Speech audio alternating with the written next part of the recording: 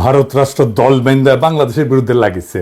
এর লক্ষ্য হাসিনাকে বা আওয়ামী লীগকে ক্ষমতা ফিরিয়ে নিয়ে আসা না, তার উদ্দেশ্য আরো গভীর।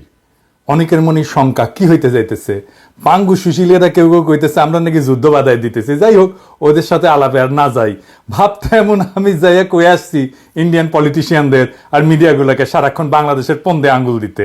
যাই হোক, আলাপে যাওয়ার আগে একটা ভালো ঘোষণা দিয়ে নিই।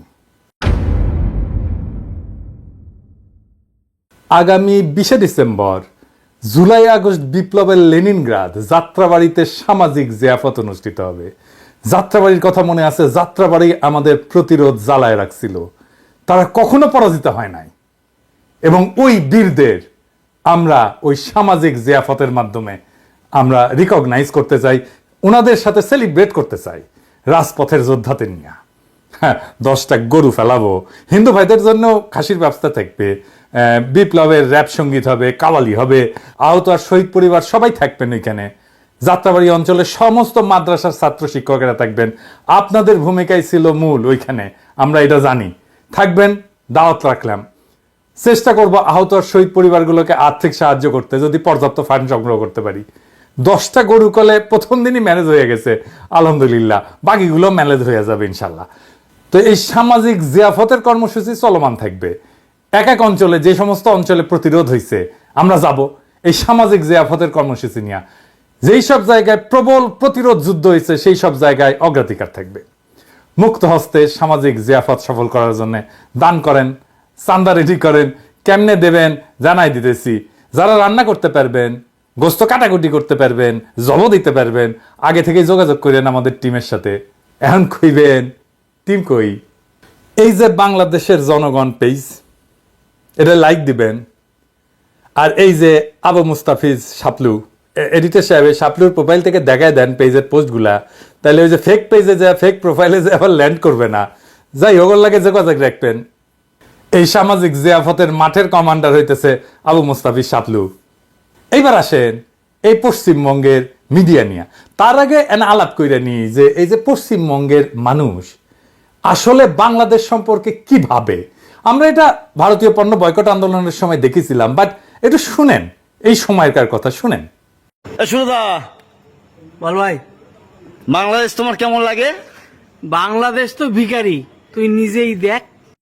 মা গো, বাবা গো, দুটো ভিক্ষে দিন। মায়েরা, ভাইরা, বোনেরা, দিদিরা দুটো ভিক্ষে দিয়ে যান। আচ্ছা, তাইলে এবার আমরা দেখি, তাই না, কেমন ভিখারিকে কে কাকে খাওয়ায়। এবার দেখি ওদের ব্যবসার অবস্থা কেমন। দেয়ালে পিঠ থেকে গেছে, কারণ প্রায় 3 মাস ধরে একই রকমের অবস্থা চলছে। মানে ডেভেলপ তো হচ্ছে না, মানে ডে বাই ডে আমরা পরিস্থিতির দিকে এমন মানে ব্যাক পজিশনে গেছি, বলতে গেলে আজকের বাজারে আজকের দিনে একেবারে দেয়ালে পিঠ থেকে গেছে। সবথেকে বেশি সাফার আমরা নিউ মার্কেট চত্বরে, আমরা যারা এই ট্যুরিস্ট ব্যবসার সাথে মানে বাংলাদেশের সাথে যাদের সম্পৃক্ততা আছে, আমরা খুব বেশি করে সাফার। আগে হয়ে যেত 500-1000 হয়ে যেত, এখন 200-300 টাকা কামাতে অনেক মুশকিল হচ্ছে। আমরা চাই ওদের 5 দিন ভিসা দিন, তোরা আসবে তো আমরা খেতে পারবো। ওদের জন্য আমরা খেতে পারছি না ভালো। बांग्लादेश से आ रहा नहीं है तो थोड़ा हम लोग को परेशानी हो रहा है। पर हम लोग कभी रिक्शा वाले लोग को थोड़ा हो जाता है, दाल रोटी चलता ही वो लोग आता है, तो इस वजह से वो लोग नहीं आ रहा। तो अभी हम लोग को भी दाल रोटी তো অবস্থা তো খুবই খারাপ, ঠিক আছে। যেটা আগে চলছিল এই এরিয়াটা আপনি মনে করেন মার্কো স্ট্রিট, সদর স্ট্রিট, আর আপনার যে এরিয়াটা আছে এই সবই বাংলাদেশি উপরে ডিপেন্ড করে। কিন্তু এখন আপনি দেখতে পাচ্ছেন এদিকে মানে হোটেলে দেখুন, তারপরে কাপড়ে যেটা দোকান আছে, খাবারের দোকান যেটা আছে, সবাই মানে একটু অবস্থা খারাপ আছে। এটা আপনার টোটালি মানে বাংলাদেশি উপরে ডিপেন্ড করছে, তাহলে একটু অবস্থা খারাপ আছে, এই জন্য বাংলাদেশি না আছে। ব্যবসা ক্ষতি হচ্ছে 70-80%, 70-80% ক্ষতি হচ্ছে গত 4 মাস থেকে। তখন থেকে এখানে সমস্যা, এখানে একদম কাজ নেই।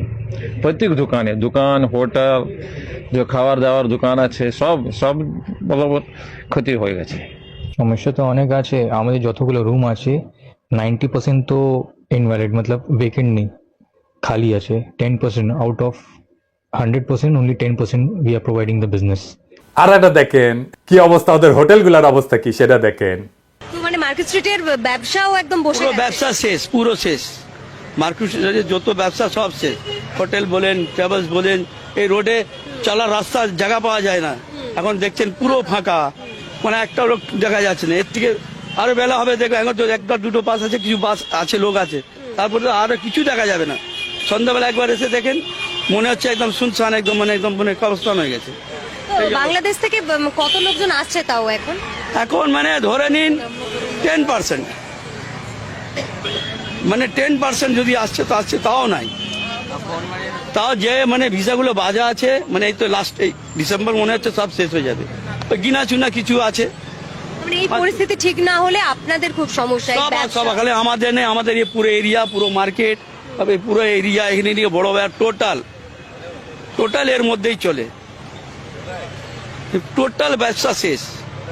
ना सभी का मतलब नुकसान है। यहाँ समझिए बिजनेसमैन का लेकर के डॉक्टर लोगों का भी जो है सभी का नुकसान है, क्योंकि यहाँ जब बांग्लादेशी लोग नहीं आएंगे तो ट्रीटमेंट के लिए मोस्टली लोग आते हैं यहाँ पे। हाँ, अगर नहीं यहाँ पे ट्रीटमेंट होगा, नहीं डॉक्टर लोग देखेंगे तो फिर क्या है, उन लोगों को भी तो नुकसान है।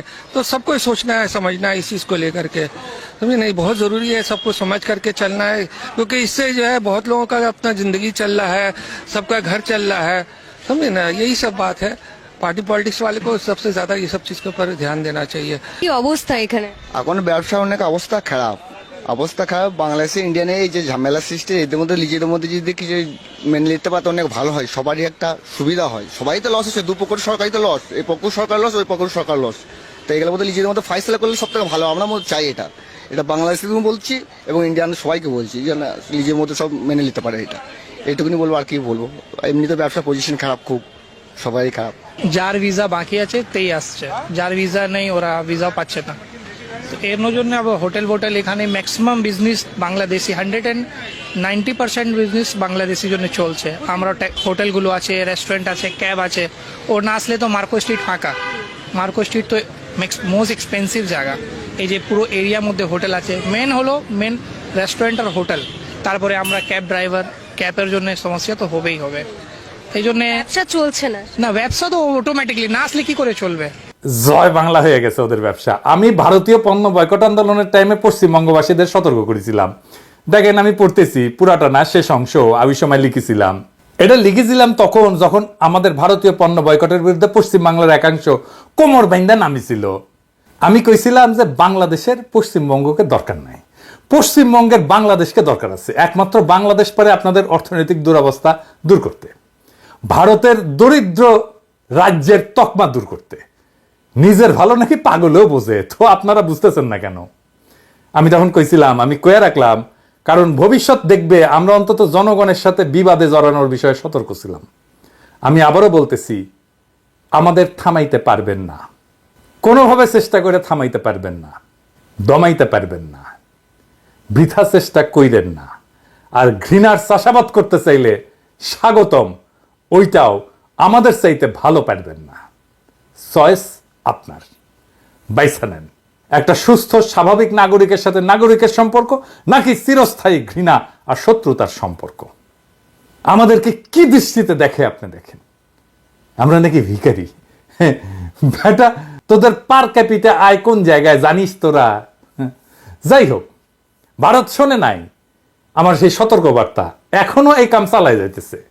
কিভাবে বাংলাদেশ থেকে যাওয়া মানুষজনকে ফুসলায়, উল্টাপাল্টা বুঝায়, বাংলাদেশের বিরুদ্ধে কথা বলাইতেছে। দেখেন, শোনেন। নড়াইল জেলায় থাকি, আমার নাম কুকুরানি বিশ্বাস। আমাদের পূজা অর্চনা করার কায়দা নেই, উলুধ্বনি দেওয়ার কায়দা নেই, শঙ্খ বাজানোর কায়দা নেই, ঢাক ঢোল বাজানোর সঙ্গে সঙ্গে আসিয়ে প্রতিবাদ বলে যে বন্ধ করো। এখানে এরকম কোনো জিনিস ঘটেনি, এবং আমার এই গ্রামে মনে হয় 500 ঘর মুসলমান আছে, আর আমরা মাত্র 30 ঘর আছি। আমরা কোনো সময় কোনো সমস্যার মধ্যে নেই। আমরা কোনো অত্যাচারে খুব আমরা ভালো আছি, হিন্দু মুসলিম আমরা খুব নিজের ভাইয়ের মতো নাই আমরা বসত করতেছি। আমি ভারতে যে যা বলেছে আমাদের বুড়ামারা গ্রামে এটা মোটে নাই। মা যে কথাটা বলছে আসলে এটা খুবই দুঃখজনক, এবং এটা ইন্ডিয়ার যে মিডিয়া ছিল আমার যা ধারণা ওদের একটা চক্রান্ত, ঠিক আছে, যে কারণে আজকে এই মা আছে শিকার হয়েছেন। আসলে আমি সমস্ত এই দেশবাসীর কাছে এবং জাতির কাছে আমি মার পক্ষ থেকে মার এই কথার আমি ক্ষমা প্রার্থী, ঠিক আছে। আসলে এটা খুবই মানে অন্যায়জনক একটা কথা, এটা কারোরই আসলে মেনে নেওয়ার কথা না। তারপর এটা আমার কাছে খুব খারাপ লাগছে, আমি এর জন্য দেশবাসীর কাছে ক্ষমা প্রার্থী। এগুলো আছে আমি যা বলতেছি এইগুলো তুমি এই জায়গায় বলবা সবাইকে। তারপর না না আমি যেটা না পারি আমি সেটা তো বলতে পারবো না। তার কাছে কি না তোমার বলতে হবে। তারপরে আমাকে বলতেছে এই বালি এই কাজগুলো করো করে ব্যাগটা আমার কাছে কাছে দিয়ে বলতেছে যে ব্যাগটা কাকে নাও নিয়ে এরকম বলি দাঁড়াবো এই ব্যাগটা লুকাও এই পার্স আছে এই যে পার্স এই পার্সটা এই জায়গায় রাখো আর চারিপাশে পুলিশ টুলিশ রয়েছে তারপরে সাংবাদিকরা রয়েছে একদম আমার সামনে মুখের পরে দিয়ে সমস্ত মিছে কথা বানায় বানায় আমাকে বলতেছে এইগুলো তো বলতে হবে পাশে এইরকম পাশে সবাই এরকম পাশে রয়েছে এই পাশে রয়েছে এই পাশে রয়েছে আর ওই ভয় দেখাচ্ছে আর বলতেছে কি যে এই কথাগুলো বলো আমি কাছে কি না আমার যে সমস্ত যা কোনোদিন হয়নি তা আমি বলতে পারবো না তাই বলে বলতেছে কি না তুমি এই কথাগুলো বলো মাসিমা তুমি এই কথাগুলো বলো আমাকে বারবার এইগুলো বলতেছে। কিন্তু এখন বাংলাদেশে এক ঐতিহাসিক মুহূর্ত হাজির হয়েছে। এমনকি জগন্নাথ হল থেকে হিন্দু শিক্ষার্থীরা ভারতীয় আগ্রাসনের বিরুদ্ধে মিছিল করেছে। জুলাই আগস্ট বিপ্লব বাংলাদেশকে বদলে দিছে। এই পাটাতনের উপরে দাঁড়ায় আমরা ভবিষ্যতের বাংলাদেশ নির্মাণ করব। বাংলাদেশের হিন্দু মুসলমান বৌদ্ধ খ্রিস্টান এক প্রাণ হইয়া স্বাধীনতা সার্বভৌমত্ব রক্ষা করব। জগন্নাথ হলের হিন্দু শিক্ষার্থীদের আমার অভিনন্দন এবং শুভকামনা জানাই। আবার দেখেন বিজন কান্তি সরকার, উনি হচ্ছেন হিন্দু বৌদ্ধ খ্রিস্টান কল্যাণ ফ্রন্টের চেয়ারম্যান। উনি কি বলতেছে দেখেন ইন্ডিয়ার শয়তানি নিয়ে। কিন্তু আসলে ভারত কোনো সাহায্য করে না। আমরা মনে করি যে ভারত যদি এই মায়া কান্নাটা না করে তাহলে আমরা ভালো থাকবো। তাদের খুব ভালো লাগে না আওয়ামী লীগের পতনটা, বরং আওয়ামী লীগ হিন্দুদের মন্দির ভাঙে, মন্দিরে কোরআন শরীফ রাখে, গোলমাল লাগায় এই আশায় যে মানুষ মনে করবে জামাত বিএনপিরা এটা করতেছে। আমরা এই আবেদন বিশ্ব সম্প্রদায়ের কাছে অবশ্যই আমাদের আছে, কিন্তু আমাদের নেইবার তো ভারত এবং আমাদের ভারতের সাথে একটা সম্পর্ক আছে। কারণ আমাদের দেশের অনেক মুসলমান ভারত থেকে এসছে, অনেক হিন্দুদের আত্মীয় স্বজন ভারতে আছে। প্রতিনিয়তই ভারত বাংলাদেশের এই যে অবস্থাটা এটা আমরা ভুলতে পারি না। এবং হিন্দুরা মনে করে যে আমরা যদি অসুবিধায় পড়ি এই আওয়ামী লীগ এটা চালু করে যে ভারত আমাদের সাথে আছে, তোমরা যদি অসুবিধায় পড়ো ভারত তোমাদের সাহায্য করবে। তবে একটা বিষয় আমরা একটু স্বীকার করি, ভারতের মিডিয়াতে শুধুই বাংলাদেশ বিরোধিতা এটা সত্য না, সর্বাংশে সত্য না। আজকে আমরা ভারতের মিডিয়াতে একটা ভিন্ন বয়ান দেখব, শুনেন। গত 15 বছর ধরে শেখ হাসিনার সরকার এক স্বৈরতন্ত্রকে দেশের ওপরে চাপিয়ে দিয়েছিল। দেশের মানুষদের ভোটাধিকার ছিল না, দেশের প্রধান বিরোধী দলগুলোকে বাদ দিয়েই নির্বাচন হতো, আর সেই নির্বাচনে জিতে হাসিনা প্রধানমন্ত্রী হতেন। আচ্ছা, তখন ভারতবর্ষের কেউ কোনো রাষ্ট্রপ্রধান বাংলাদেশের দূতাবাসে ঢুকে হামলা করেছিলেন, দেশের গণতন্ত্র ফেরানোর কথা বলেছিলেন? আর ইসকনের দু একজন সন্ন্যাসীদের গ্রেপ্তার নিয়ে যারা এত উদ্বেগ, এত প্রতিক্রিয়া দিচ্ছেন, আন্দোলন করছেন, রাগে ফেটে পড়ছেন, তারা একবারও একটা কথাও বলেছিলেন? যখন জামাতের প্রধান আমিরকে কোনো রকম আত্মপক্ষ সমর্থনের সুযোগ না দিয়েই জেলে পুরে দেওয়া হয়েছিল, তাও আবার সেই জেলে যার হদিশ কেউই জানতো না। এইরকম একটা অবস্থায় আমরা খুবই হতাশ হয়েছি যখন মমতা ব্যানার্জি বাংলাদেশে জাতিসংঘের শান্তি সেনা পাঠানোর দাবি করছে। এটা মমতার জন্য পলিটিক্যাল হারিকিরি হবে।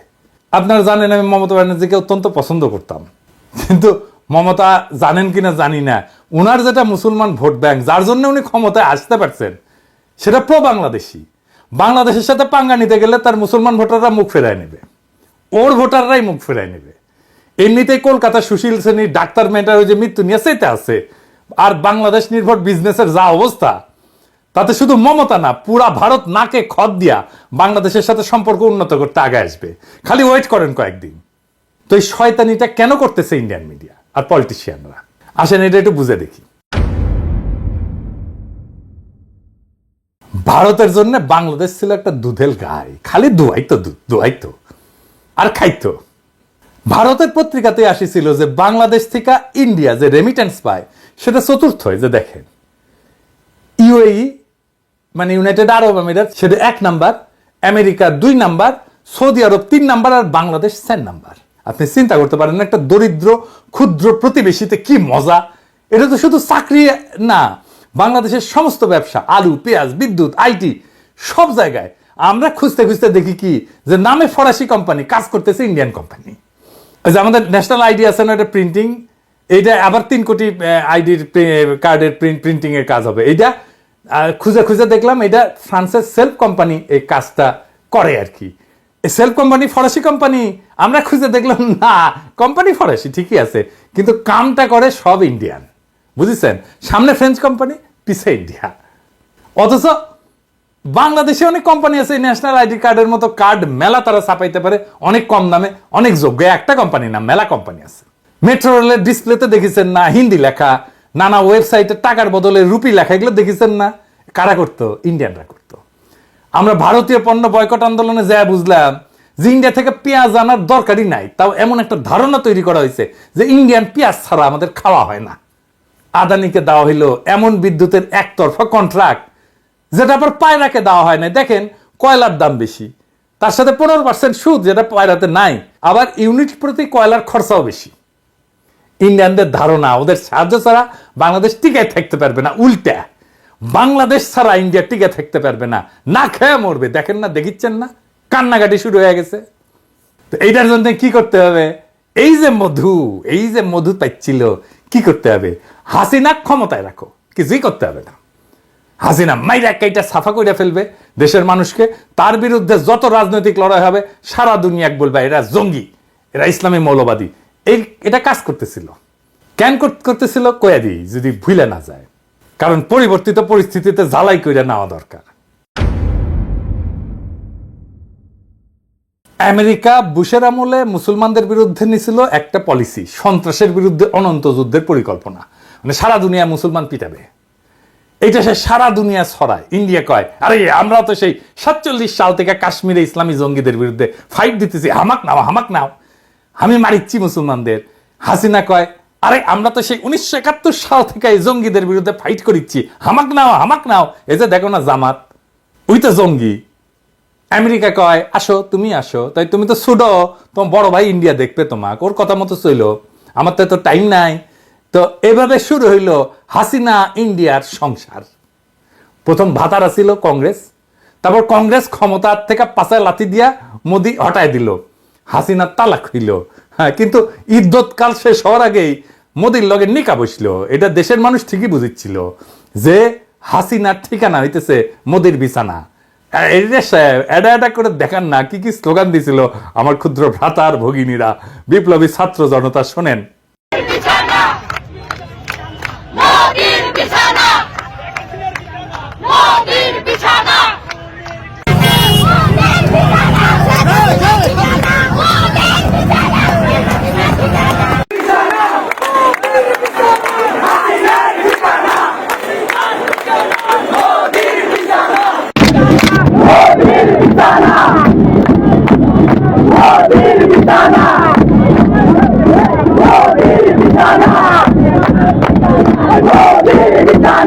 এই যে বাংলাদেশকে লুইটে নেওয়ার সুযোগ, হাসিনার পতনে হাতছাড়া হয়ে যাওয়ার সম্ভাবনায় তারা উন্মাদ হয়ে গেছে। আমি কিন্তু কইতেছি সম্ভাবনা, এখনো হাতছাড়া হয়নি। তারা জানে হাসিনা বা হাসিনার দলকে ফিরাইতে পারবে না ক্ষমতায়। তাহলে তারা কি চায় এটা বুঝলে আপনি ভারতের পুরা স্ট্র্যাটেজি বুঝবেন। কি সেটা? আসেন সেটা দেখি। বাংলাদেশে ভারতের স্ট্র্যাটেজিক অ্যাসেট কি, মানে যেগুলো দিয়ে ভারত খেলে আর কি বাংলাদেশে কি? আওয়ামী লীগ তো বটেই, শুধু কি আওয়ামী লীগ?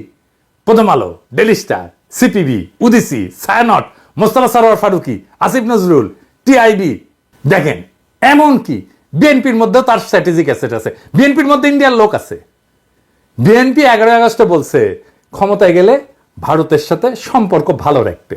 দেখেছেন? 2 ডিসেম্বর তারিখে বলছে মেজর হাফিজ কয়েকদিন আগে ভারতের সাথে বিএনপি সুসম্পর্ক চায়। আবার দেখেন 27 সেপ্টেম্বর বলছে বিএনপি ভারতের সাথে সম্পর্কের বরফ গলতে শুরু করছে। তো বরফ গলা শুরু করেছিল কখন? এটা 23 সেপ্টেম্বর ভারতীয় হাই কমিশনের সাথে আলাপের পরে উঠি থেকে গরম আনিছে, তারপরে বরফ গলিচ্ছে। বুঝছাও? তো কি আলাপ হয়েছে? কিছু বলছে আমাদের? কইছে কয় নাই। ক্যাঙ্কা করে বরফ গলিচ্ছে। ইন্ডিয়ার সাথে বন্ধুত্ব মানে কি? মানে তো ট্রানজিট দিতে হবে, চাকরি দিতে হবে, পণ্য কিনতে হবে, চীনকে অ্যাক্সেস দেওয়া যাবে না। তবে চিকেন নেককে সুরক্ষিত রাখতে হবে, বিদ্যুৎ কিনতে হবে বেশি দামে, রোগী পাঠাতে হবে দলে।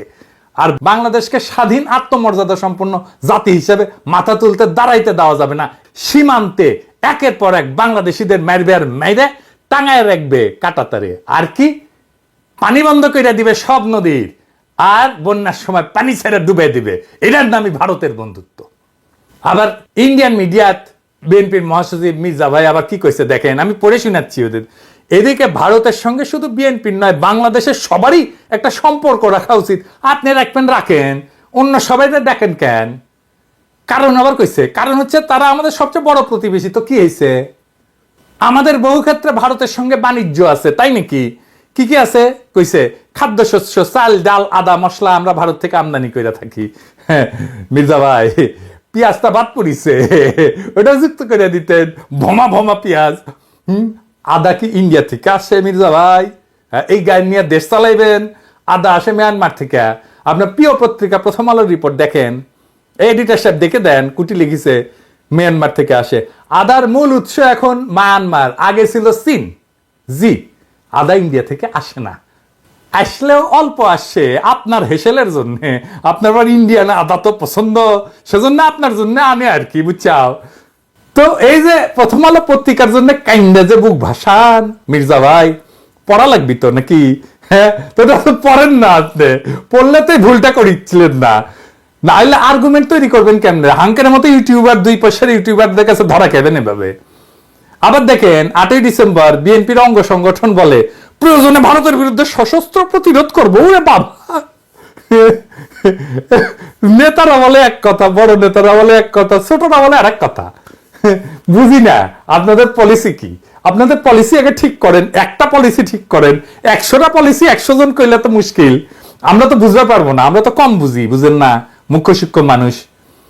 একজন কইবেন বন্ধুত্ব আর একজন কইবেন সশস্ত্র সংগ্রাম, কোনটা ঠিক এটা কন আপনারা?